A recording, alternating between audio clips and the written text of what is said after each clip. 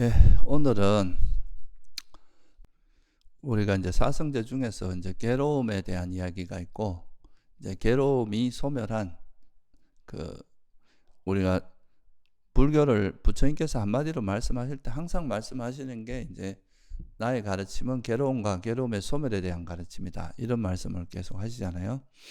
그래서 이제 괴로움에 대한 이야기 이런 거는 많이 했는데 오늘은 그 괴로움의 소멸에 대한 이야기를 좀 한번 해볼까 하고요. 그래서 이 열반이라는 우리가 이제 보통 열반이라고 이야기하는데 그 열반이라는 것에 대한 이야기를 좀 해보고 그리고 이제 우리가 이제 초기 경전에서 열반을 이야기하는 거하고 후대 이제 대승불교로 넘어오면서 이제 특히 뭐 불성사상 우리가 대승의 이제 대반 열반경이라고 있는데 그 불성사상에서 말하는 그런 열반하고 차이점이 뭐고 또 그 차이점에서 사실 그 수행의 방향성이 좀 달라지거든요. 그것에 대해서 뭐 깊이 있게 이야기는 하기 어렵고 그냥 간략하게 어떤 건지에 대해서 좀 설명을 드리겠습니다. 이 열반이라는 것은 이제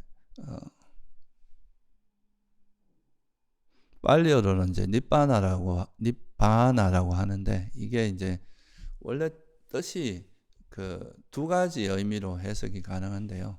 하나는 이제 불어서 끄다 이런 의미가 있고 또 하나는 이제 묶임을 풀다 이런 뜻도 있어요.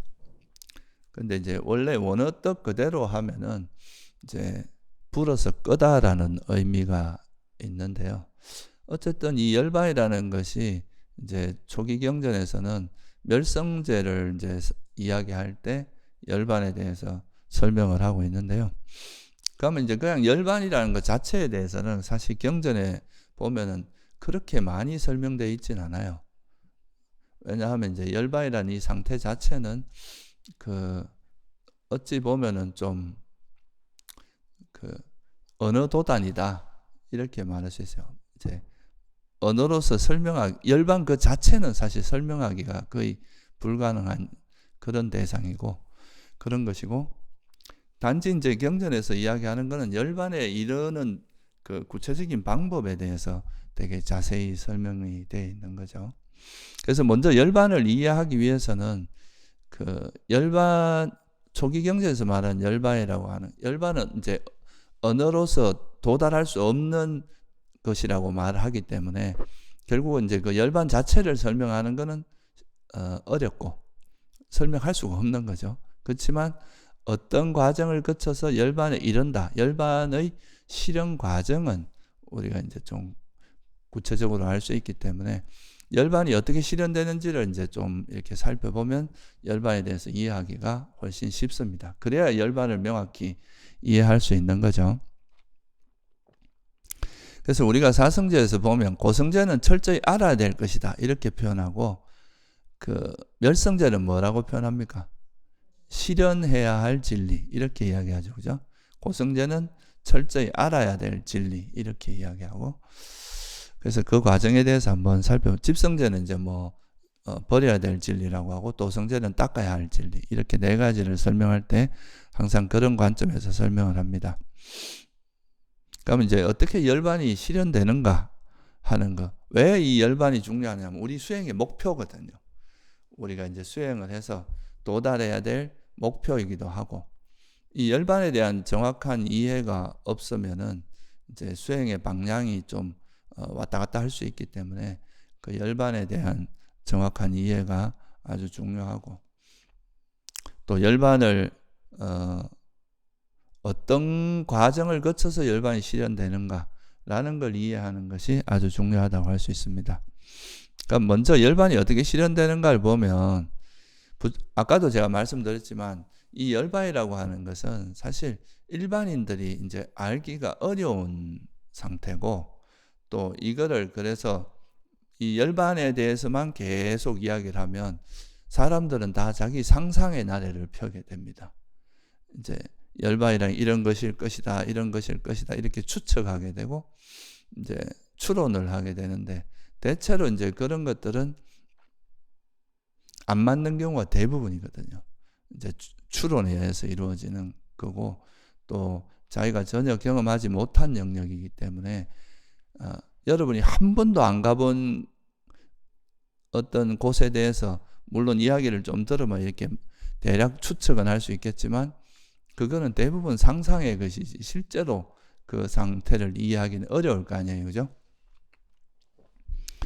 그래서 부처님께서는 이거를 이제 어떤 식으로 했느냐 하면, 우리가 현실에서 분명히 인지할 수 있는, 우리가 분명히 알 수 있는 거에서 시작해서 그거를 정확히 이해하다 보면 결국은 이런 열반행기 실현된다라는 이런 방향으로 이제 법문을 하신 거죠. 그러니까 현실, 우리가 살고 있는 이 현실에 기반을 두고 이 현실에서 출발해서 열반에 이르게 되는 그런 방향으로 이제 설명을 한 겁니다. 그래서 이제 그거의 구체적인 방법론으로서 부처님께서 제시하신 게 뭡니까? 예? 예, 그렇죠. 팔정도 중도라고 하는, 뭐 팔정도로 나타내기도 하시고, 또 뭐 칠각지, 오건, 오력, 뭐 사념처, 사여의족, 사정근, 이런 이제 37가지 깨달음의 구성 요소라고 이야기하죠. 이거는 이제 변주를 한 겁니다. 그냥 팔정도 하나로 설명해도 되는데, 사람에 따라서 약간씩 이제 그 받아들이는 게 다르기 때문에 요거를 약간씩 변주를 해서 좀 더 다양한 사람들이 이해할 수 있도록 한 거라고 보시면 돼요. 그래서 이제 중도를 설하셨어요. 팔정도를. 그래서 그걸 좀, 중도는 좀 간단히 말하면 개정해죠, 그죠? 이제 개정해로 기본이 돼 있고, 구성이 돼 있고, 이제 바른 견해를 기반으로 해서 계를 지키면서 삼매를 닦아서 그 삼매를 기반으로 계를 이제 지혜를 완성하는 이런 어떤 프레임으로 설명이 돼 있죠. 그래서 이거를 이제 이 팔정도를 실천하는 그런 구체적인 방법론으로 우리가 이제 설명한 게 뭐냐 하면 바로 이제 알아차림이라고 하는 사념처 수행이에요. 이제 팔정도만 가지고 이제 수행을 하기는 쉽지 않으니까, 그거는 이제 어떻게 보면 구조를 설명한 거라면 그걸 가지고 이제 구체적으로 그러면 어떻게 이 팔정도를 실천해 나갈 것인가 하는 구체적인 방법론으로 좀 간략하게 제시한 것이 이제 사념처 수행이라고 할 수 있고,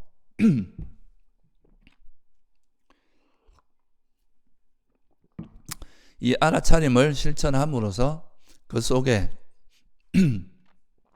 저절로 이제 그 팔정도가 닦여지게 되는 그런 이제 과정을 거치게 되는 거죠. 그래서 이 알아차림을 실천하는 방법은 크게 보면 두 가지로 설명을 했어요. 이제 생각 없이 현재에 머무는 현재 알아차리기라는 것과, 그 다음에 자기가 이제 경험한 것들에 대해서 이 바른 견해에 맞게, 법에 맞게 반조하는 것, 이 두 가지라 그랬죠, 그죠? 하나는 이제 삼매를 개발하는 방법이고, 하나는 지혜를 좀 적극적으로 개발하는 방법이다. 이렇게 말씀을 드렸습니다. 그래서 이 알아차림을 실천하다 보면 우리가 이제 삼매도 생기고 지혜도 생겨요. 근데 이제 우리가 현상을 바라볼 때 사람들이 항상 이제 세상을 알고 살아가지만 그거를 할 때 항상 문제가 되는 거는 자기 욕심과 욕망과 화 때문에 계속 이 대상을 왜곡하는 현상이 나타나잖아요. 자기가 좋아하고 뭐 사랑스럽고 좋아하는 거는 막 이제 좋은 쪽으로 보게 되고, 또 자기가 마음에 들지 않는 것은 굉장히 안 좋게, 좀 악의적으로, 좀 적의를 가지고 이렇게 바라보게 되는 이런 방식이 되는데, 우리가 이제 그래서 처음에 부처님께서 청정한 계와 바른 견해를 기반으로 제일 먼저 뭘 닦게 했어요? 삼매를 닦게 합니다. 이 삼매라는 거는 이제 바른 지혜를 기반으로 해서 이렇게 우리 마음을 왜곡시키는 장애 요소들, 대표적인 게 욕망과 화죠, 그죠? 이 두 가지 해태, 혼침 뭐 이런 거를 버림으로써, 내려놓음으로써, 놓아버림으로써 마음이 청정하고 깨끗하고 아주 균형 잡힌 마음 상태를 만들어서 그 마음으로 이제 세상을 보게 만드는 이제 과정을 거친 거죠. 그러지 않으면은 뭔가 알았다 해도 계속 자기 식으로 알아가지고 아주 편견을 가지게 되고 자기가 보고 싶은 것만 보고 보기 싫은 건 안 보고 이렇게 보면 이제 진리를 알 수가 없잖아요. 그래서 이제 이런 방법을 취했는데 그래서 첫 번째 얻어지는 지혜가 뭐냐 하면 결국은 이제 이 괴로움이라고 하는 게 나로부터 시작이 되잖아요. 그죠? 모든 괴로움은 자기 자신에부터 시작이 됩니다. 그래서 이제 나라고 하는 존재 또는 또 세상을 계속 관찰하게 하는, 알아차리게 하는 거죠. 있는 그대로 보게 해서 하니까 결국은 나오는 게 뭐냐? 이 물질과 이 세상에 있는 모든 건 물질과 정신이라는 거, 이거를 이제 알게 되겠죠. 그죠? 근데 여기서 말씀하는 거는 되게 구체적으로 현실과 맞닿아 있는 겁니다.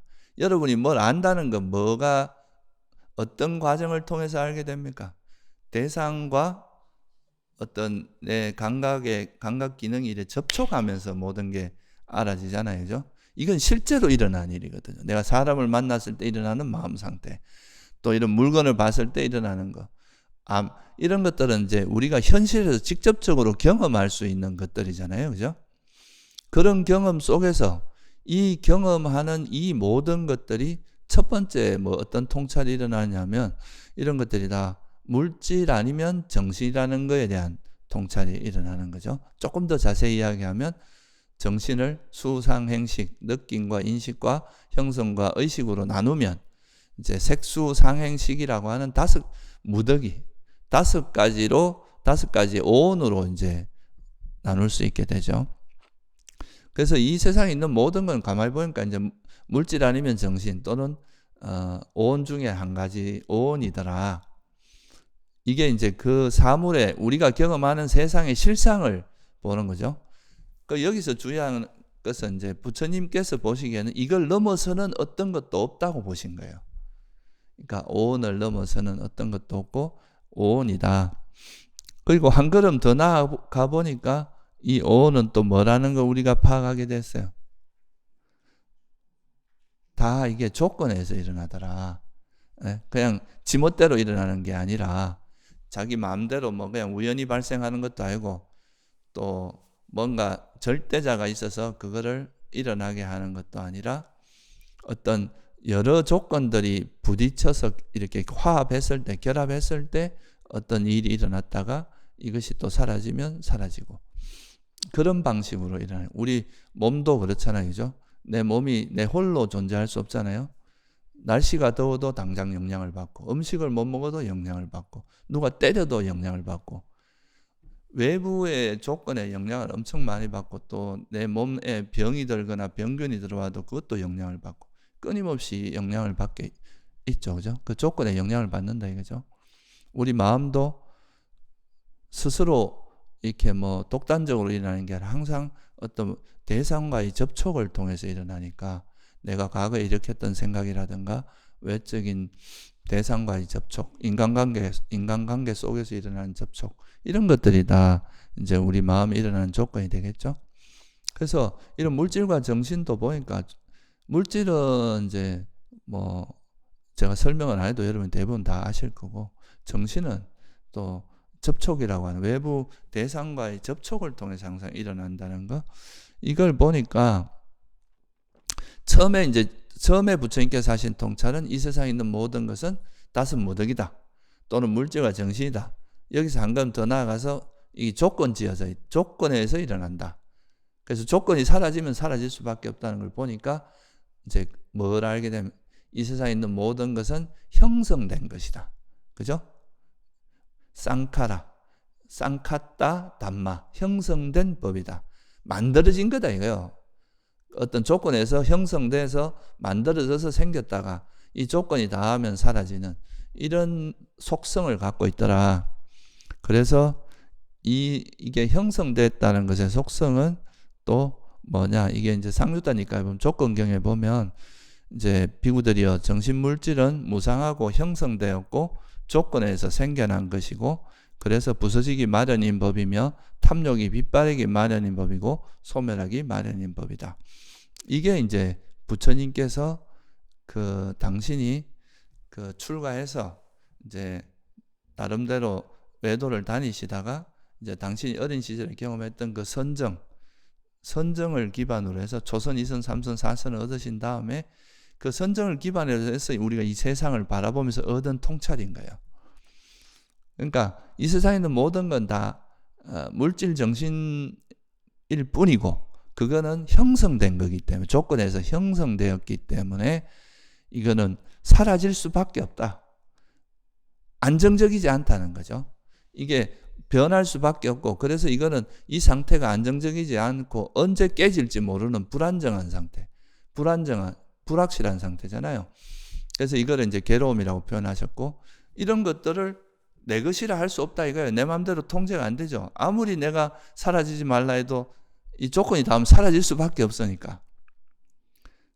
또 이게 불안정하니까 언젠가는 이게 지금 상태는 안정적이라서 행복처럼 보이지만 또 언젠가는 이게 또 무너져서 우리에게 괴로움을 불러일으키는 그런 상태가 될 수밖에 없다는 거죠. 그래서 이걸 어떻게 내 것이라 할 수 있겠느냐. 내 마음대로 이게 통제 남이다. 내 마음대로 될 수 없다. 그게 이제 무상고 무아라는 거의 이제 의미입니다. 이 형성된 법의 속성이 그런 거예요. 그죠? 이 만들어진 것들은 언제나 사라질 수밖에 없고 그것 자체가 불확실하고 불안정하고 불만족스럽고 내 것이라 할 만한 게 없다. 이렇게 본 게 바로 고성제죠. 그죠? 이게 이 진리를 통찰하고 당신께서 보니까 우리가 경험한 이 세상이 너무 불확실한 거예요. 너무 불안정하고. 그러니까 이게 이제 지금은 안정되어 있는 것처럼 보여도 언제 이게 깨질지 모르는 그런 불안 요소를 항상 갖고 있고 이게 내가 원하는 대로 통제할 수 있는 거에 한계가 있고 그러니까 여기다 어떻게 마음을 내가 붙일 만하겠느냐 이거죠. 의지할 만한 대상이 아니다 이거죠. 근데 이렇게 형성된 것인서 이게 정말 무상하고 괴로움이고 뭐하고 특히 괴로움인데 왜 그러면 사람들은 이거를 계속 이 괴로움인 거를 알면은 이거에 대해서 이제 아까도 뭐라 그럽니까? 형성된 것은 탐욕이 빛바래게 말이라 그랬잖아요. 그러니까 여기에 대한 가래가 놓아져야 되는데 왜 그러면 이 가래가 놓아지지 않고 계속 사람들은 형성되고 싶어 하느냐 이거죠. 계속 이게 괴로움인데도 멈추지 않고 계속 여러분 그렇죠? 뭐 하다가 뜻대로 안 되면 다음에 요거 좀 꼭 했으면 좋겠다. 뭐 하고 싶다. 뭐 이 생에 뜻대로 안 되면 다음 생에는 내가 진짜 저 좋은 데 태어나서 행복하게 살고 싶다. 천상에 태어나거나 또는 아주 지혜로운 사람으로 태어나서 뭘 하고 싶다. 계속 우리 마음은 뭔가 미래에 뭔가를 원하면서 그 원하는 거에 의해서 우리 오온이 계속 이어지게 만든다 이거죠. 그죠? 그래서 이게 괴로움이기 마련인데 왜 자꾸 형성되는가를 보니까 가래 때문이더라. 우리가 뭔가를 하고 싶어하는 가래 이것이 계속 뭔가 새로운 동력이 돼가지고 뭔가를 계속 만들어내더라 이거죠. 이게 뭐예요? 집성제입니다. 그러니까 괴로움이라는 것을 이게 만약에 형성되는 것 자체가 괴로움이라고 생각을 하면 이 더 이상 형성되는 것에 형성되면은 끊임없이 괴로움이 일어날 수밖에 없다는 것을 많이 이해했다면 그죠? 더 이상 형성되지 않고 더 이상 뭐 좀 더 다르게 이해하면 윤회하지 않는 계속 윤회하지 않는 길을 택할 텐데 근데도 우리가 왜 자꾸 이제 형성되고 싶어 하는가? 왜 자꾸 태어나고 이제 끊임없이 다시 태어나고 싶어 하는가를 보니까 그게 가래 때문이더라 이거예요. 근데 그럼 가래는 또 왜 일어나는가 보니까 아까 말씀드린 형성된 것의 속성이 무상하고 괴로움이고 내 것이라 할 만한 것도 없는데 자꾸 이걸 영원하다고 생각하고 이거를 행복이라 생각하고 내 것이라 생각하면서 계속 그런 어리석음을 이걸 잘못 아는 거죠. 그 잘못한 것에 대해서 뭐가 일어나요? 집착이 일어나요. 이게 맞다고 주장하는. 그러니까 이제 이것이 행복이고 정말 영원한 것으로 순간순간 항상 착각하는 건 아닌데 이 착각이 계속 이런 어리석음으로 인한 집착이 계속 형성되게 만들더라. 그래서 이거를 이제 이해하셨고 나니까 이제 수행의 방법이 나오겠죠, 그죠? 이렇게 하면 그래서 이 무명과 가래가 소멸하면은 더 이상 우리가 이제 이렇게 계속 형성되는 걸 멈출 수 있겠구나 하고 이제 발견을 하셨을 거 아니에요, 그죠? 여기서 또 한 가지 이제 경전에서 중요한 이야기가 부서지기 마련이고 탐욕이 빗바래기 마련이라는 이 말도 되게 중요한 말입니다. 이렇게 되면 이제 여기에 달라붙어 있던 탐욕도 언젠가는 소멸할 수 있다는 가능성이 있기 때문에 멸성제가 가능한 거겠죠, 그죠? 그래서 그거를 이제 이해하시고 나니까 그렇다면은 우리가 순간순간 자꾸 이거를 영원하다고 생각하고 행복이라 생각하고 이제 자꾸 내 것이라고 생각하니까 이 오온을 계속 관찰해서 이 오온이 정말 무상하고 내 것이 아니고 괴로움이라는 것을 철저히 통찰하는 방향으로 수행을 하게 되면 가래가 버려지고, 그죠? 열반이 실현될 거다. 이런 결론에 이를 수 있겠죠, 그죠? 그래서 그 방향으로 이제 노력하도록 부처님께서 만든 것이 바로 뭐예요? 이게 바로 팔정도입니다. 그러니까 오온을 관찰하게 하는 거예요. 우리가 경험하고 있는 이것들이 오온일 뿐이고 정말 이게 조건 지어졌고 이게 나라고 할 만한 것이 없다는 것을 계속 스스로 관찰하게 만드는 것.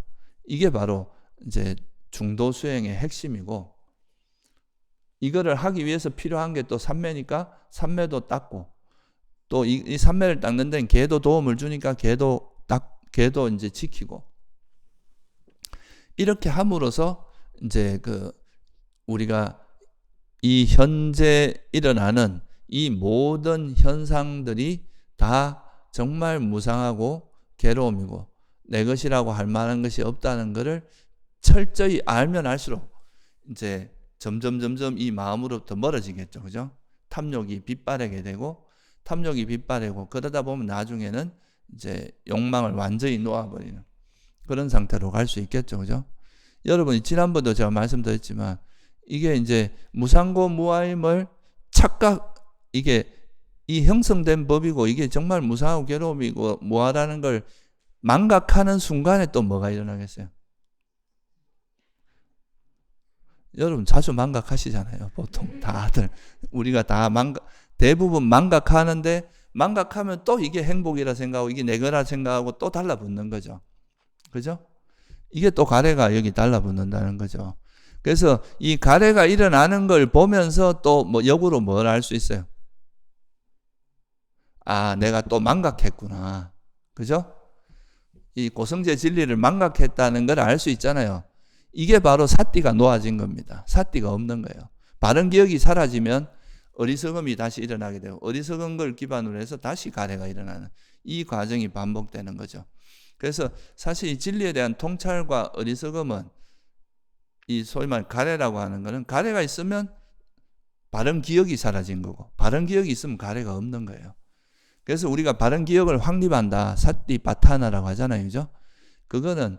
그것이 절대로 망각되지 않는 그런 마음 상태를 만들면 번뇌가 일어날 수 없겠죠, 그죠? 그게 우리가 이제 소위 말하는 아란이 되어가는 과정이다, 이렇게 말할 수 있습니다. 그래서 이런 이제 알아차림을 계속하고 중도 수행을, 이 알아차림을 통해서 중도를 실천하다 보면 우리가 경험하는 모든 현상의 본질이 물질 아니면 정신이고, 이게 계속 무상하다는 것을, 괴로움이라는 걸, 무하다는 걸 통찰이 깊어지고, 이 바른 기억, 그러니까 지혜와 바른 기억만이 현존하게 되면 더 이상 이 이제 온 다섯 무덕이나 물질과 정신에 대한 뭐가 사라지겠어요? 가래가 완전히 놓아지겠죠, 그죠? 그래서 이 이제 다섯 무덕이에 대해서 물질과 정신의 이것이 이렇게 계속 형성되고 계속 이어지는, 상속하는 이유가 이제 가래라는 걸 알고, 이 가래를, 이것이 정말 무상고 무아라는 걸 철저히 통찰해서 바른 기억이 확립되면 가래가 놓아지게 되는데, 이렇게 되면 더 이상 뭔가를 새롭게 하고자 하는 마음이 놓아지게 되겠죠, 그죠? 뭔가를 계속, 그런 분은 우리가 이렇게 이제 바른 기억이 확립돼서 가래가 완전히 소멸시킨 존재를 우리가 뭐라고 합니까? 이런 분들을 아란이라고 하는 거죠, 그죠? 아란이 되면은 이제 가래가 완전히 소멸하게 돼요. 가래가 소멸하면 따라서 가래가 소멸했다는 건 무명이 소멸했다는 걸 뜻하는 거죠. 그죠? 어리석음이. 그리고 가래가 소멸하면 그 반작용인 성냄도 이미 안함이 되면 성냄은 완전히 소멸합니다. 그러니까 무명과 가래가 완전히 소멸하게 되는 이런 존재를 아란이라고 하고, 이런 분들을 열반에 이제 탐진치만 소멸해도 열반에 이르렀다고 말해요.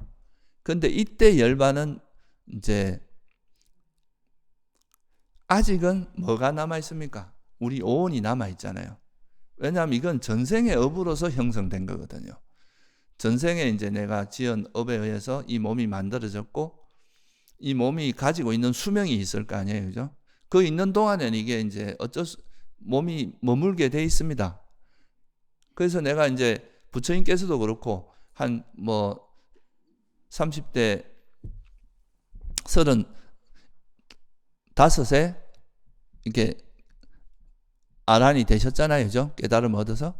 그러면 그 나머지 이제 돌아가실 때까지는 이 몸이 유지되는데, 그래서 번뇌는 다 소멸했지만, 가래는 소멸했지만, 이런 이제 오온이 그대로 이제 남아있는 이런 상태이기 때문에 아직은 남은 게 있다. 뭐가 남았다는 거예요? 오온이 남아있다. 그죠? 오온은 아직 남아있지만, 그러니까 탐진치가 소멸했기 때문에 열반은 확정되어 있는 존재잖아요. 그래서 유여열반이라는 표현을 씁니다. 그러니까 이것도 포괄적으로 말하면 이제 아란이 된 것도 열반을 실현했다고 말해요. 이제 그렇게 말할 수 있지만 아직은 완전한 열반은 아니고 뭡니까? 뭔가 남아있는 게 있어. 오온은 아직 우리 몸뚱아리하고 이게 남아있는 거죠. 오온이 남아있으니까 유여열반이다. 그래서 그 찬나경에 보면 열반에 대해서 뭐라고 설명하느냐 하면 상류다니까에 찬나경이라는 경이 있습니다. 열반은 모든 형성된 것들의 가라앉음, 모든 재생의 근거를 놓아버림, 가래의 멸진, 탐욕의 빗바램, 소멸이다. 여기서 보면 이제 모든 재생의 근거를 놓아버린다. 재생의 근거가 뭡니까? 여러분이 계속 태어나게 만드는 그 동력이 뭐예요? 가래잖아요. 그죠? 그 가래가 완전히 소멸했다는 거예요. 그리고 그러니까 가래의 멸진 또는 탐욕이 빗발했어요. 탐욕이 완전히 이제 놓아졌다는 거죠. 그런데 이제 모든 형성된 것들의 가라앉음, 이거는 아직까지 실현이 안 된 거죠. 그죠? 그래서 이런 게 다 충족되는 건 아니지만, 그래도 오온이 남아있긴 하지만, 이제 다시 윤회하게 만드는, 다시 형성되게 만드는 그 가래가 완전히 소멸했기 때문에 이런 를 유여열반이라고 말하고, 그러면 아란이 돼서는 이제 아란이 되면은 해야 할 일을 다해 마쳤다고 하잖아요. 그죠? 본인을 통해서는 더 이상 할 게 없는 거예요. 왜? 괴로움을 불러일으키는 모든 근거를 다 소멸해 버렸잖아요. 그죠? 그러니까 이제 당신 스스로는 해야 할 일도 없고 더 이상 배울 것도 없어. 그러니까 무학이라 하기도 하고, 해야 할 일을 다해 마쳤다 그러고, 청정범행은 완성되었다 그러잖아요. 이게 이제 가래가 남아있는 한은 계속 미세하게 남아 번뇌를, 어떤 악행을, 불선행을 저지를 수밖에 없습니다. 근데 그것이 완전히 이제 소멸했으니까 청정범행도 완성되었어요. 그리고 아란이 되고 나면 이 가래 때문에 내가 이제 계속 윤회하고 계속 태어난다는 것을 명확히 통찰하기 때문에 스스로 보면 이것이 나의 마지막 삶이다. 이렇게 이제 통찰할 수 있게 되죠. 그리고 다시는 어떤 존재로도 태어나지 않을 것이다 라는 것을 스스로 선언하게 되는, 그게 아라한들의 특징이라고 이제 니까에 보면 수도 없이 나오죠. 그죠? 이게 소위 말하는 아라한의 정형구입니다. 해야 할 일을 다해 마쳤다. 또 뭐라 그래요? 청정범행은 완성되었다. 그러니까 이것이 나의 마지막 삶이다. 다시는 어떤 존재로도 돌아오지 않는다. 이게 이제 아란의 선언인데, 그래서 이 아란이 이제 돌아가시는 걸 뭐라고 하느냐 하면 반열반이라고 그러죠. 들어봤죠? 빠리니빠나. 빠리라는 건 철저한, 완전한 이런 뜻이거든요. 그래서 빠리니빠나 또는 다른 말로 하면 무여열반이라고 하기도 해요. 남은 게 없어. 이제 아란이 됐을 때 몸이 남아 있지만 아란이 죽음을 맞이하게 되면 다시 태어나지 않으니까 거기서 이제 더 이상 태어남이 없는 상태, 그게 이제 무여열반의 상태고 빠리니빠나라고 하기도 하죠. 그래서 아란이 되고 나서 빨이 니바나이 될 때까지가 이제 법문을 할 수 있는 기간인 거예요. 그러니까 보통 이제 아란이 되고 나서도 부처님께서도 이제 45년간 이제 80세에 돌아가실 때까지 약 45년간 법을 설하셨잖아요. 그죠? 이게 다 이제 아란이 바로 바로 죽음을 맞이하면 법을 설할 기회가 없겠지만 이제 수명이 남아 있으니까 그 유여열반의 아란, 유여열반인 상태, 아란의 되고 나서 그때까지는 당신을 위해서 할 일이 없으니까 다른 사람도 아란이 될 수 있도록 도와주는 법문을 하게 되는 거죠. 그죠? 제가 이거 여러분이 대부분 다 아는 이야기인데 내가 이렇게 한 이유는 지금 열반이 실현되는 그 과정을 여러분이 한번 보시라는 의미에서 이야기한 거예요. 그러니까 우리가 오온이라는 게 있고 나라는 존재도 오온이잖아요. 그죠? 이 오온을 관찰해 보니까 오온은 형성됐다는 걸 알게 돼요. 물질 아니면 정신이고 오온이라고 하는 것이 형성됐고 이것에 대해서 더 이상 이런 게 이제 계속 형성되는 순간에 괴로움은 일어날 수밖에 없거든요. 아무리 내가 아란이 돼도 뭐 더위나 추위로부터 벗어날 수 있는 건 아니잖아요. 그죠? 그러니까 이제 형성되는 순간, 물질과 정신이 있는 순간 그것이 가진 속성 자체가 괴로움이 있을 수밖에 없다.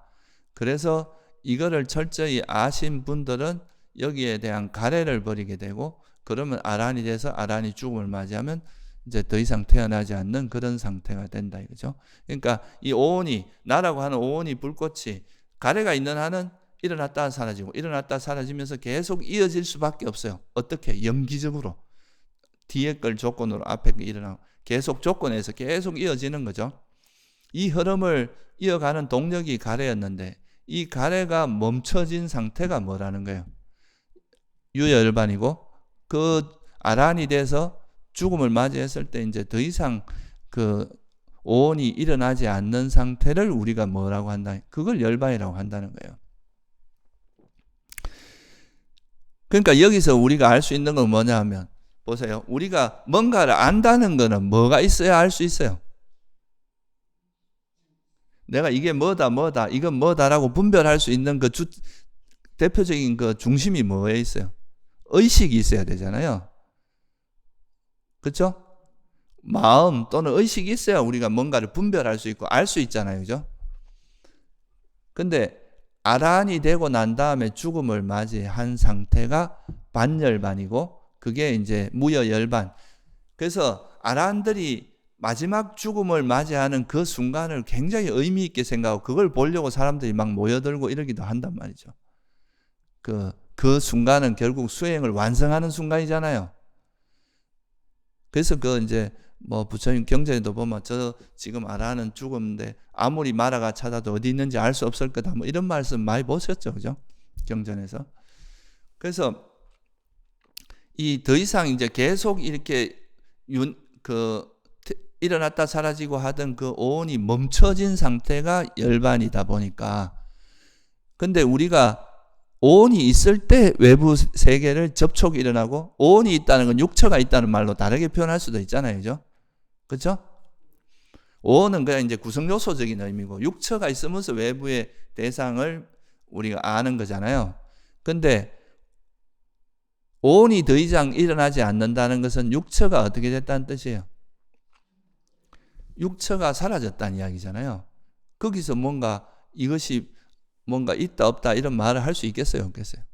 분별 자체가 불가능한 거거든요. 그러니까 이거는 오온의 범주, 육처의 범주를 넘어선 상태인 거잖아요. 오온이 멈춰진 상태고 소멸한 상태니까. 그래서 열반을 언어도다이라고 이야기하는 겁니다. 왜냐하면 이건 오온이 사라진 상태인데 오온을 가지고 이야기할 수가 없다는 거죠. 오온의 범주가 이미 오온의 범주에서 사라졌는데 오온을 가지고 이야기하는, 육처를 가지고 이야기하는 것 자체가 불가능하다. 그래서 이게 이제 안구 따르니까 보면 마하고띠따 경이라는 경이 있는데 도반이요 6가지 감각 접촉에 남김없이 빗발이어 소멸하고 나면 다른 어떤 것이 있습니까? 라고 말하는 것은 사랑 분별할 수 없는 것을 사랑 분별하는 것. 육처가 있어야 분별이 가능해. 육처가 사라진 상태에 대해서 뭘 이야기하겠냐 이거죠. 그렇죠?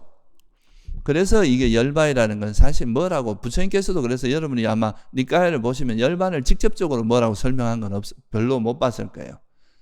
그냥 탐진치가 소멸한 상태, 뭐 오온이 일어나지 않는 상태 이렇게 이야기하죠. 뭐 열반을 뭐다라고 설명하려고 하지 않습니다. 이거는 실현해야 될 대상이지 설명할 수 있는 대상이 아니거든요. 우리가 오온이라는 게 육처가 계속 이어지다가 그것이 가래가 멈추고 더 이상 일어나지 않는 그 상태가 열반이 실현되는 거지, 이 상태를 뭐라고 설명할 수 있는 그런 상태가 아니다 이 말이에요. 그러면 거꾸로 이야기하면 이건 또 뭐라고 표현할 수 있느냐 하면은, 이 이제 맞지마 니까에 보면 와차고따 불경이라는 경이 있어요. 거기 보면은 이제 우리가 사람이나 열애 또는 뭐 세상을 묘사할 때는 다 그거는 뭘 가지고 묘사를 합니까? 그 사람의 생김새, 모양, 그 다음에 그 사람이 가지고 있는 정신세계, 이런 걸 가지고 그 사람을 묘사하잖아요. 그죠? 근데 이 깨달음은 이제 열애는 그 오온을 제거했고 그 오온이 미래에는 다시 일어나지 않게끔 했기 때문에 여기서는 어떤 것도 이제 여기에 이거를 설명할 수 있는 그런 게 없다. 이렇게 이제 말씀하신 겁니다.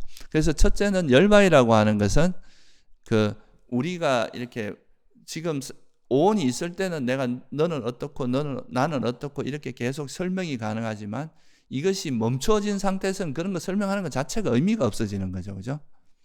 그래서 열반을 언어도다이라고 하는데 여기는 언어가 닿을 수 있는, 왜냐하면 이게 다 없어진 상태를 이야기하는 거니까.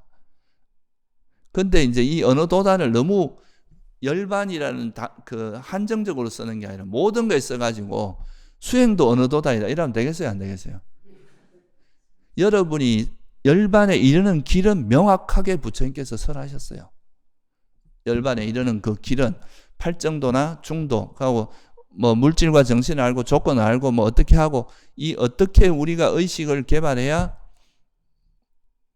이제 어떻게 수행을 해야 열반에 이를 수 있다는 건 명확하지만 열반의 그 상태는 누구도 설명할 수 없어요. 왜냐하면 오온을 벗어난 상태거든요. 이건 출세간이거든요. 그러니까 이거를 어떻게 설명할 수 있겠어요? 그죠? 그러니까 이거를 구분해야 됩니다. 언어도다이라는 열반 그 자체를 이야기하는 거고 열반에 이르는 길은 부처님께서 항상 설명했다. 그리고 또 여기서 한 가지 이제 우리가 이해해야 될 건 뭐냐 하면, 지금 보면은 열반이 우리의 목표 지점이 되는 것은 분명하지만 열반이 오온에 무슨 영향을 줬습니까? 안 줬습니까? 열반이 이래라 저래라 우리한테 뭔가 영향을 주는 게 있었어요? 없었어요? 그냥 오온이 스스로, 오온에서 이제 우리 지혜가 작용하면, 그러니까 이제 지혜가 성장하면서 가래가 버려져서 그것이 이제 더 이상 일어나지 않는 그런 상태가 완전한 열반의 상태니까, 열반이 우리에게 너 지혜 일으켜, 너는 지금 뭘 해, 이렇게 하는 게 아니죠. 그죠? 오온의 상속이 가래 때문에 일어나는데 이 오온이라는 게 무상고무아라는 걸 통찰해서 그 상속이 멈춰진 상태가 열반이니까 오온이 우리에게 뭔가 제어하거나 우리 오온을 컨트롤하는 그런 주체가 아니죠. 오온이 그냥, 예를 들어서 이런 거예요. 불이 이래 타고 있었어요. 촛불이 이래 타고 있는데, 이것도 경전에 나오는 비유입니다. 촛불이 이래 타고 있는데 이 촛불이 타다가 꺼졌어요. 이 꺼진 상태가 촛불을 끄라고 뭔가 막 암시를 하거나 영향을 주거나 이런 게 아니죠.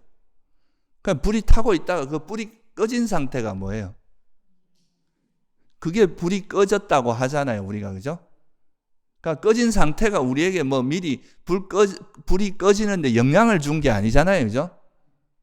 마찬가지로 오온이라는 불꽃이 계속 타고 있었는데 이 불꽃이 계속 타는 것은 삼계가 마치 계속 그 가래가 타고 있으니까, 이건 이 오온이 지속되면서 삼계 윤회하는 건 불타는 집에서 하는 것과 같아서 이거를 이 가래가 계속 우리를 괴롭게 하는구나 하면서 이 가래를 멈추면서 이 오온의 불꽃이 이어지다가 어느 순간에 딱 꺼진 상태가 열반인데 이 열반이 오온에 무슨 영향을 준 건 아니다 이 말이에요. 그죠? 이게 이제 초기 경전에서 말하는 어떤 열반의 의미라고 볼 수 있습니다. 그래서 경전에서 뭐라면 일체 법이 무하라고 하잖아요. 그죠? 모든 법이 무하다 이거예요. 여기서 열반도 법에 들어갈 거 아니에요. 그죠? 열반이라는 것이 자아의 개념으로 설한 게 아닙니다. 오온을 벗어난, 오온, 우리가 유신견에서 이런 게 있잖아요. 오온이 안에, 오온이 곧 자아라고 하거나, 오온 안에 자아가 있다고 생각하거나, 자아 안에 오온이 있다고 생각하거나, 자아가 오온을 소유하고 있다. 그러니까 뭔가 다른 게 있어서 오온을 이렇게 소유하고 있다. 이런 개념은 없다고 보신 게 부처님이 이렇게 보는 건 다 유신견이라고 보셨잖아요. 그러니까 이 열반이라는 것이 온 안에 숨어 있거나 이런 개념이 아니라는 거죠. 만약에 그렇게 이야기하면 안 되겠죠. 그죠? 그래서 이게 뭘 의미하냐면 이제 일체가 부처님께서 일체를 이야기할 땐 다섯 무더기 또는 육처 이런 걸 일체라고 했잖아요.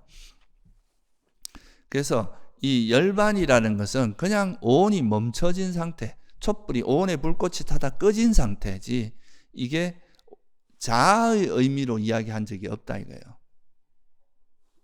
그렇죠? 그리고 이제 또 이렇게 이야기합니다. 열애는 죽어서 어디로 갑니까? 오온이 있다가 멈춰진 상태인데 이 멈춰진 상태가 어디로 갔다 이런 말 자체가 의미가 없는 말이잖아요. 어디로 갔다는 말은 뭐가 있다가 어디로 이동했다 이렇게 되는 건데 이거는 불꽃 자체가 꺼지는데 여기서 뭐 어디로 갔니 태어났니 안 태어났니 이런 것 자체가 의미가 없고 그래서 그냥 괴로움이 소멸했다 이렇게만 말씀하신 거죠. 그래서 제가 이 말씀을 드린 이유는 뭐냐 하면은 이거는 이제 제가 뭐 이런 무슨 현학적으로 내가 이제 이걸 이야기하고자 하는 게 아니라 이 사성제 입장에서의 멸성제는 이 멸성제가 실현되는 거라 그랬잖아요. 그죠?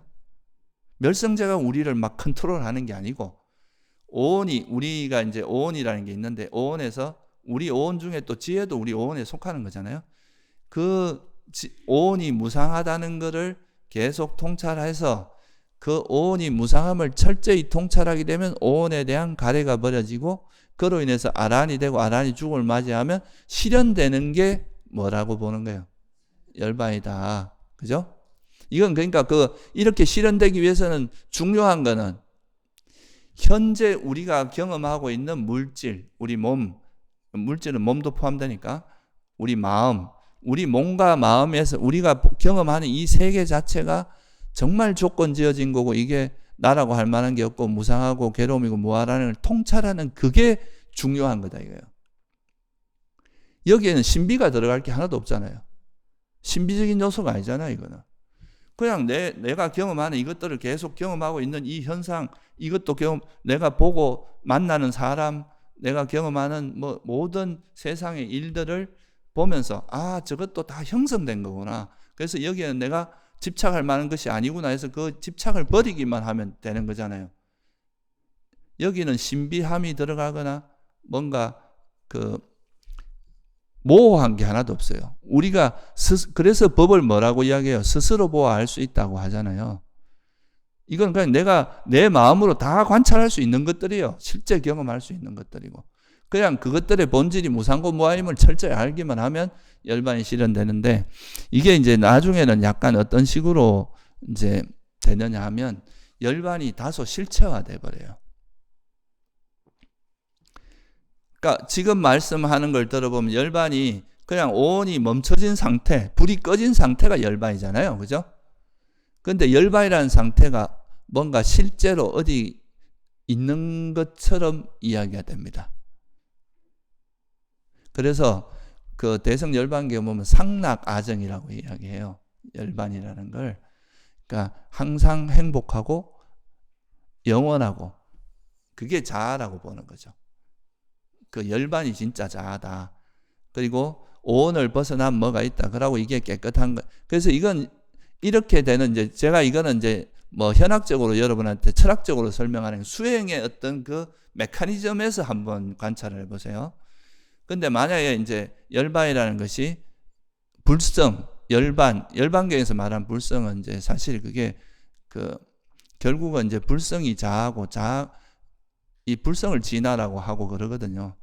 그러니까 불성이라는 게 있는데 이 불성은 항상 상주불멸하는 언제나 존재하는 뭔가로 보고 이 불성을 아는 게 곧 깨달음이라고 보는 거죠. 불성은 이미 존재하고 있어요. 그래서 이 영원히 존재하고 있는 건데 그러면 이 불성을 알면은 깨달음이고 이미 불성을 알았다는 건 이미 깨달았다는 뜻이잖아요. 그죠? 근데 불성을 모르니까 어떻게 해야 돼요? 이거는 깨달은 사람의 말을 믿을 수밖에 없는 거예요. 구조 자체가. 그래서 불성이라는 것을 있다고 그래서 이거 이제 불성을 이야기할 때는 항상 신심을 되게 강조합니다. 이것이 너희에게는 모든 불성이 있다는 걸 믿어야 돼요. 믿고 하다 보면 그 불성을 경험하는 것이 깨달음이 되는 거죠. 이 불성이라는 상태가 있어요. 우리한테 어떤 형태로 있는지는 몰라. 그걸 알면 벌써 깨달은 거니까. 그죠? 근데 하여튼 불성이 있어요. 그 불성이 있고 그것을 우리가 불성이 있다는 걸 철저히 믿고 그 상태를 알고 깨닫고 경험하면 그게 뭐라고 보는 겁니까? 그게 이제 열반이라고, 이게 깨달음이라고 보는 거예요. 그리고 이런 경향성이 이 아비담마에서도 약간 나타납니다. 그러니까 상자부 아비담마나 이런 데서도 아비담마에서 출세간의 마음을 설명할 때 뭐라고 표현하냐면 열반을 대상으로 마음이 일어나는 게 수다운 도와 가다. 도과의 마음은 열반을 대상으로 마음이 일어나는 거다. 이렇게 이야기를 해요. 그러니까 이게 좀 오해의 소지가 있거든요. 여러분 아까 잘 생각해 보세요. 내가 스스로 열반을 경험할 수 있습니까? 없습니까?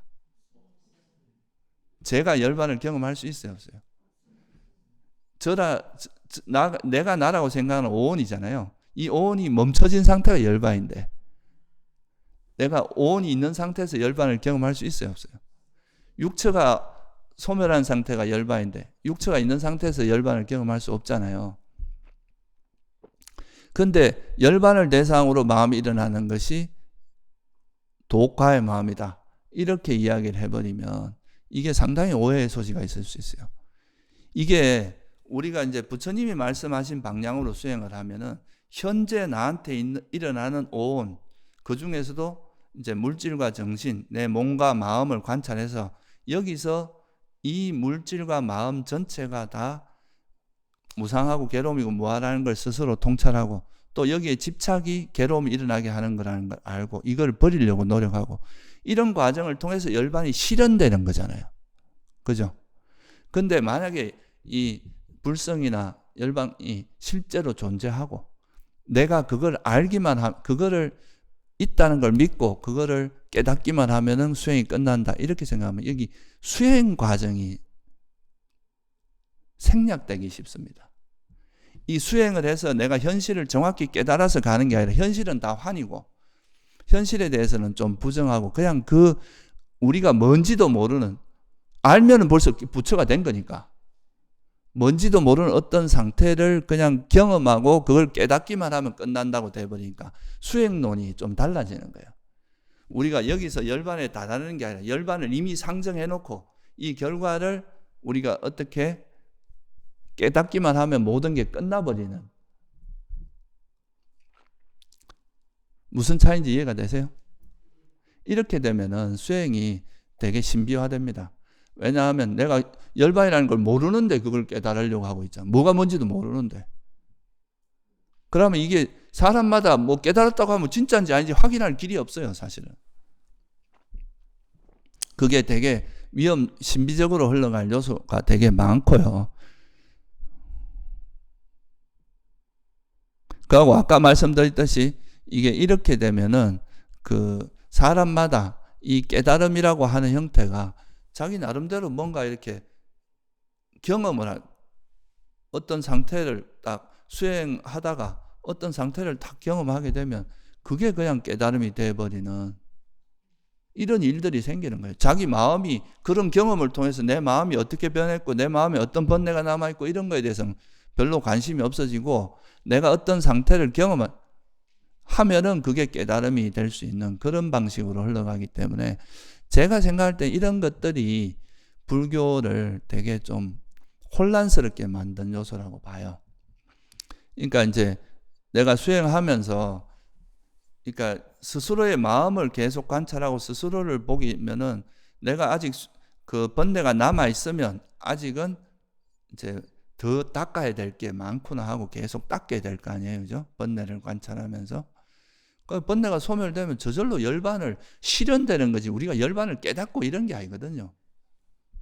근데 자꾸 열반을 이미 상정해놓고 불성이나 열반 이런 걸 이미 뭔가 있다고 상정해놓고 그걸 자꾸 찾으려고 하는 식으로 돼버리면 이게 수행이라는 것이 구체적으로 이제 현실감 있는 수행을 하는 게 아니라 뭔가 좀 신비적이고 뭔가 잘 모르는 뭔가를 자꾸 쫓아가게 돼. 이러다 보면 이 수행하면서 오히려 현실감도 없어지고 자기가 있는 자리에서 자기 모습을 보고 수행하는 게 자꾸 뭔가를 찾아다니게 되거든요. 진리가 멀리 있는 게 아니라 우리가 있는 여기서 내가 보는 여기 이것을 정말 이 속에서 진리를 발견하는 게 되게 중요한데 그게 아니라 뭔가 이상적인 어떤 상태가 있는 거예요. 그죠? 그 이상적인 상태를 근데 뭐가 뭔지 몰라. 그걸 쫓아가는 거야. 끔끔한 밤에 있지도 않은 검은 고양이를 쫓아가는 게 이게 그러면 어떤 문제가 생기겠어요? 자기 나름대로 상상의 나래를 펼 수밖에 없거든요. 근데 이 초기 경전의 가르침 보면 분명히 우리가 경험하는 내 몸과 마음의 문제를 관찰하면서 그걸 통해서 이제 그거의 실상이 무상고 무아임을 보면서 가래를 버리면서 열반에 가는 열반으로 실현하는 그런 방식이잖아요. 어떤 게 더 우리가 현실적이고 더 선명한 방법인지는 금방 우리가 이해할 수 있습니다. 이게 사실은 이제 불교가 이게 특히 이제 지금 제가 말씀드린 불성 사상이나 열애장 사상 이런 거는 좀 상당히 후대에 좀 특히 중국에 가서 되게 꽃을 핀 그런 부분인데 이거는 사실 말을 조금만 바꿔보면은 사실 버마이려 사상하고 흡사한 점이 너무 많습니다. 불성이라는 말을 그냥 브라만이라고 바꾸고 그냥 우리에게 이미 그런 브라만이 있는데 내가 그 브라만을 알면은 그게 깨달음이다. 그게 해탈이다. 라고 하는 거나 크게 진배 없을 수 있거든요. 이게 자세히 본질적인 면에서 들어가 보면. 근데 이제 불교에서 말하는 부처님께서 말씀하시는 수행은 사실 적어도 이제 초기 경전에 근거를 해서 보면은 다 이렇게 우리나라고 하는 존재의 실상 또는 세상의 실상이 다 오온이고 이 오온 안에는 뭔가 이 오온을 통제하고 컨트롤하는 그런 자아라고 할 만한 건 없다. 그거를 명확히 이해함으로써 영원하고 행복이고 컨트롤하는 그런 자아가 없다는 것을 스스로 이게 수행하면서 발견해서 그걸 통해서 나에 대한 애착 또는 세상에 대한 애착을 놓아버림으로써 열반을 실현하는 방향이지 열반을 이미 알지도 못한 열반을 상정해놓고 그걸 무조건 믿고 가서 그거를 경험함으로써 그거를 알므로써 깨달음이라고 하는 방향은 상당히 이제 위험 요소도 많고 현실 좀 관념적이고 이상적인 거를 쫓아가기가 쉬워요. 제가 뭐 단정적으로 말할 수는 없습니다. 제가 뭐 열애장의 전문가도 아니고 뭐 다 아는 건 아니지만 그럴 수 있는 위험성이 있다는 거죠. 그래서 우리가 이제 수행을 하는 거는 철저히 현실에 기반을 둬야 된다. 우리가 이 살아가는 이 삶, 그죠? 자기가 아무리 깨달았다고 막 큰 소리 쳐도 누가 보면 막 일상생활이나 사람을 대하는 태도라든가 이런 것 속에서 보면 온갖 화가 가득하고 또 이렇게 뭔가 지혜롭지 못한 이런 모습이 보인다면은 그거는 우리가 그런 모습을 통해서 나를 다시 한번 반조를 해봐야 되거든요. 내가 진짜 깨달은 게 맞나? 내 마음에 여전히 이런 가래와 욕망이 있는데 욕망이 있고 화가 있는데 이게 내가 아직은 더 수행해야 된다는 거를 이렇게 하면 되게 쉽게 발견할 수 있는데 이런 거를 안 하고 그냥 외부에 뭔가 어떤 경계를 깨달은 걸 깨달음이라고 본다면 그냥 그 깨달은 걸로 끝인 거야. 우리가 일반 종교에서도 그런 거 있잖아요. 이 사람이 어디 갔는데 어떤 빛을 봤어. 빛이 나한테 무슨 말을. 그래서 그걸 딱 경험하면 이 사람 선지자가 되는 거예요. 하나님의 대리자가 돼버려요. 어떤 신의 대리자가 돼서 그때부터 이 사람은 권위를 가져버려. 아니 그 사람이 진짜 인품이 어떤지 이런 건 전혀 관계가 없어져 버리는 거예요. 이게 다 사이비 종교가 탄생하는 가장 큰 메커니즘이란 말이죠. 근데 우리가 이제 불교는 그렇지 않잖아요. 자기를 철저히 들여다보면서 내 마음이 정말 그렇게 정화가 되어 있는지, 정말 청정범행이 완성되었는지, 내 마음의 가래나 탐욕이나 성냄이나 어리석음이 정말 사라졌는지 이런 걸 철저히 검증해 가면서 가는 거니까, 이 바른 수행을 하게 되면 이게 세속적으로 봐도 이렇게 너무 말도 안 되는 어리석은 행동이라든가 또 이해되지 않는 그런 행동들, 그런 게 나올 수가 없어요. 이게 또 꽉 막히고 자기밖에 모르는 게, 이게 또 자기 거에 대한 그 가래나 자기 거에 대한 집착이 있기 때문에 그런 거잖아요. 근데 정말 이렇게 수행을 깊이 했던 사람들 같으면 그런 모습이 될 수가 없거든요. 그래서 오늘 제가 말씀드리고자 한 거는 어떤 이해 그런 거라기보다 철학적인 그런 거라기보다 우리가 이 부처님께서 말씀하신 이 팔정도, 이런 이제 부처님께서 제시하신 이런, 특히 초기 경전에서 이야기하는 그런 것들은 굉장히 구체적이고 실전적이고 현실적이다. 이 현실 속에서 진리를 발견하고, 우리가 여기서도 이게 무상하다는 것을 정확히 통찰하면 여기서도 진리가 있는 거잖아요. 그죠? 그러니까 우리가 경험하는 이 속에서 어떤 진리를 철저히 이해해서 어떤 대상을 만나더라도 이제 우리가 거기에 가래를 일으키지 않고 또 어리석지 않게 되는 그런 방식으로 가는 거기 때문에, 다시 한번 우리가 이제 그런 수행을 너무 신비적으로 이해하면 안 된다. 뭔가 어떤 이상적인 상태가 있어서 그 이상적인 상태를 그냥 이렇게 수행하다 어느 날 딱 깨치면 그걸로 끝나는, 이렇게 보면 안 됩니다. 만약에 그런 걸 경험했다면 그 경험을 통해서 내 마음이 어떻게 변했는지를 관찰해 봐야 돼요. 진짜 내가 번뇌가 사라졌는지, 나한테 어떤 어리석음이나 탐진치가 남아있진 않은지, 그거를 철저히 봐서, 만약에 그렇다면 이게 깨달음이 아니라 어떤 경계를 하나 체험한 걸 뿐이라는 것을 스스로 이해해야 된다 이거죠. 그래서 오늘 다시 이제 우리가 오늘부터 이제 다시 하한거가 시작이 됩니다. 이번에는 윤달이 있어갖고 안거가 좀 늦어졌는데, 한 달 정도 늦어졌는데요. 그래서 여러분들도 이번 안거 기간에 좀 더 우리가 이제 수행에 조금 더 관심을 가지고, 팔정도나 이런 중도 수행은 정말 우리가 살아가는 이 현실의 기반을 두고 있다는 거. 그래서 우리가 살아가는 이 삶 속에서 이제 내가 부딪히는 인간관계, 또 내가 만나는 그 현상 속에서 그 문제를 지혜롭게 해결하고 화 안 내고 또 집착하지 않으면서 지혜롭게 이렇게 풀어나가는 그런 연습을 하는 것 자체가 아주 좋은 수행의 과정이다. 꼭 앉아 있고 이런 선방에 들어와서 6개월간 정진만 하고 이런 것만이 수행은 아니다. 물론 이제 한 번씩 그렇게 해주면 좋겠지만, 그렇게 안 되더라도 충분히 우리가 살아가는 삶 속에서 얼마든지 깊이 있는 수행을 할 수 있다는 것을 이해하시면 좋을 것 같습니다. 네, 오늘 여기서 마칠게요.